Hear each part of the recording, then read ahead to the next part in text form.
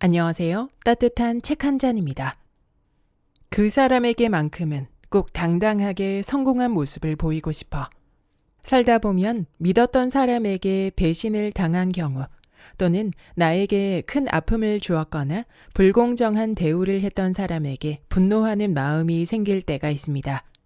그리고 이 마음은 내 마음 한구석에 남아 이렇게 말합니다.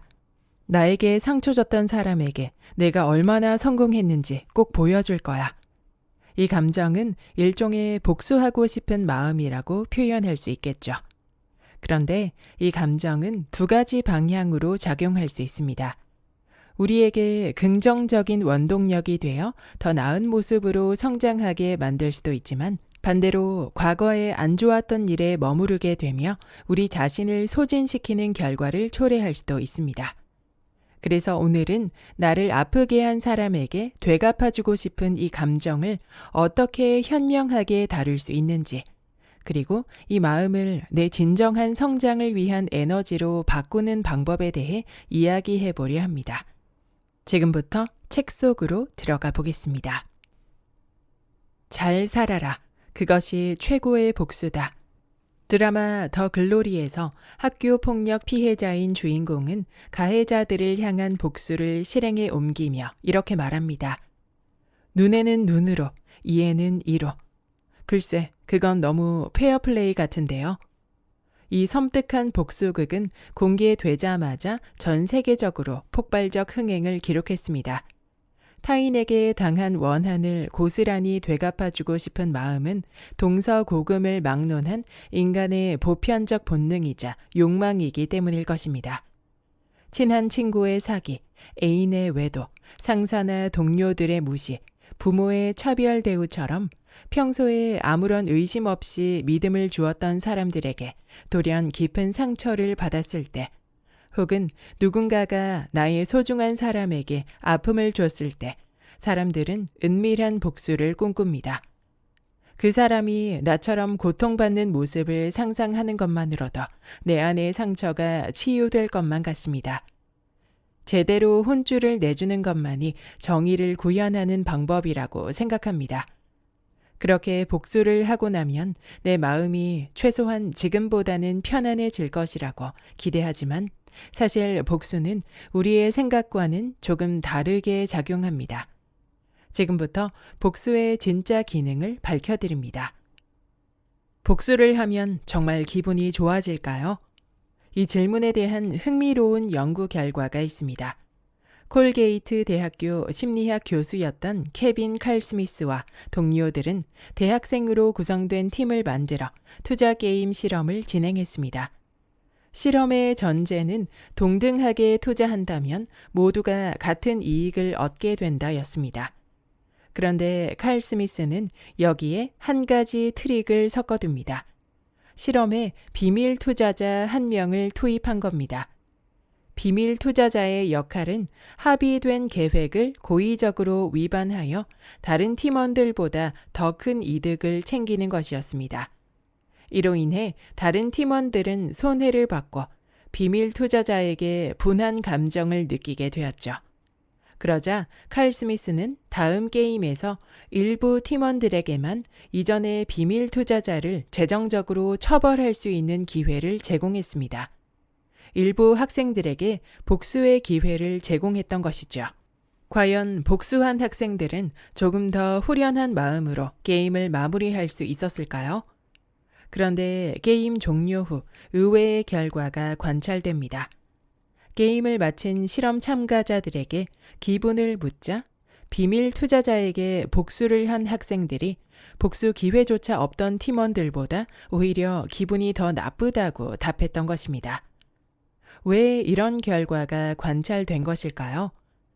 비밀 투자자를 응징할 기회가 주어지지 않았던 실험 참가자들은 그에게 복수할 방법이 없기 때문에 비밀 투자자를 향한 억울한 감정을 그저 흘려 넘겨버렸습니다.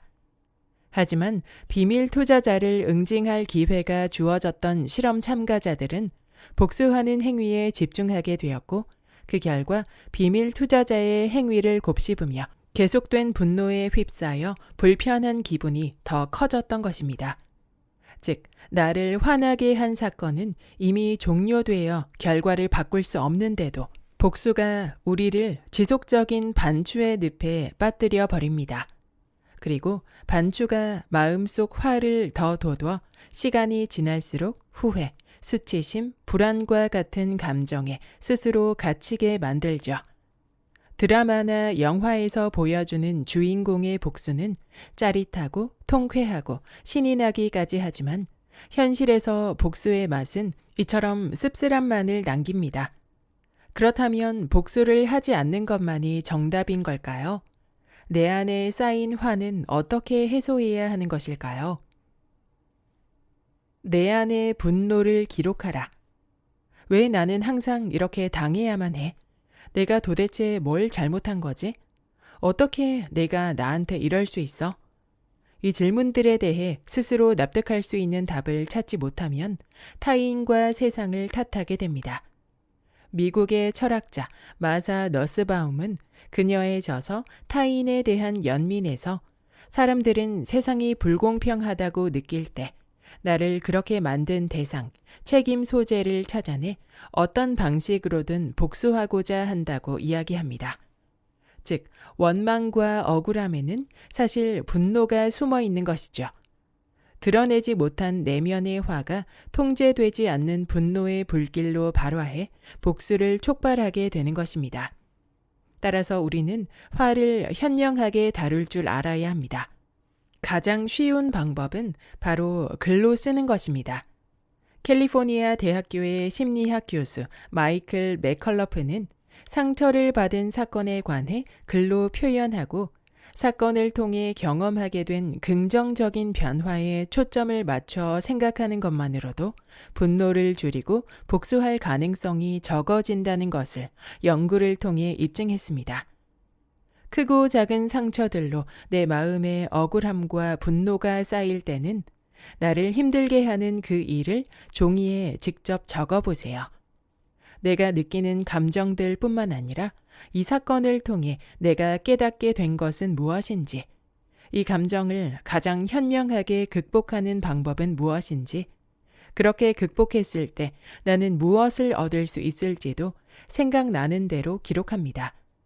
우리는 글을 쓰는 행위를 통해 머리와 마음 속에 담아둔 것을 밖으로 꺼내어 후련함을 느낄 수 있고 최악의 상황 속에서도 부정적인 생각과 잠시 단절할 수 있습니다. 그 결과 나에게 도움이 되는 긍정적인 해결책에 생각을 집중함으로써 바닥으로 가라앉은 에너지를 끌어올릴 수 있게 됩니다.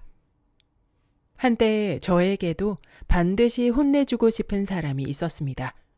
복수에 대한 생각이 머릿속을 꽉 채울수록 해로운 감정들은 저의 일상을 지배하기 시작했었죠. 몸은 늘 뻣뻣하게 긴장해 있고 불면증 탓에 종일 예민해 조금이라도 무례한 행동을 하는 사람들에게 이전보다 날선 반응을 보이기도 했습니다. 낯선 사람들에게는 늘 경계태세로 곁을 내주지도 않았고요. 그러던 어느 날 저의 서늘한 태도에 또 다른 누군가가 저에게 실망하고 상처를 받았다는 것을 알게 되었습니다.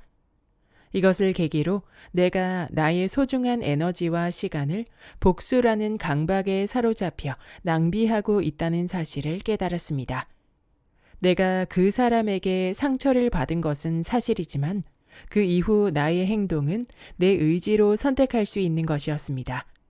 하지만 이 모든 것이 그 사람 때문에 어쩔 수 없이 생긴 일이라고 생각하며 스스로를 분노와 복수라는 그물에 얽매고 있었던 것이죠.